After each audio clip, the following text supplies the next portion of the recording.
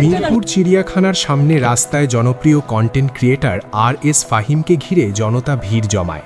প্রথম দেখায় মনে হতে পারে তার ভক্তবৃন্দুদের ভিড়, এক পর্যায়ে দেখা যায় তার ভক্তদের ভিড় নয়। জুলাই আন্দোলনকারীদের বিরোধিতা করায় উত্তেজিত জনতা ও শিক্ষার্থীরা ঘিরে ধরে তাকে, বেশ ক্ষুব্ধ করে। পরে পুলিশ ঘটনাস্থান থেকে শাহালি থানায় নিয়ে আসে তাকে।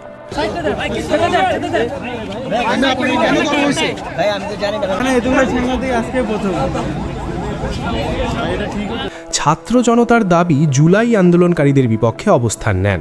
যদিও এখন ঘটনা স্পষ্টভাবে উঠে আসেনি, তবুও সোশ্যাল মিডিয়ায় আলোচনা হচ্ছে জুলাই আগস্ট 2024 সালের গণ অভ্যুত্থানের বিপক্ষে সরাসরি অবস্থান নেন RS ফাহিম চৌধুরী।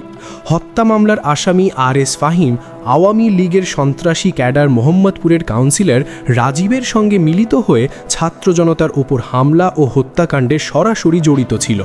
5ই আগস্টের পর সেই দেশও ত্যাগ করে। এখান থেকেই সন্দেহের যাত্রা শুরু হয়। এখনও স্পষ্টভাবে সঠিক তথ্য জানা যায়নি, আসলেই কি সরাসরি জড়িত ছিল RS ফাহিম আওয়ামী লীগের সঙ্গে।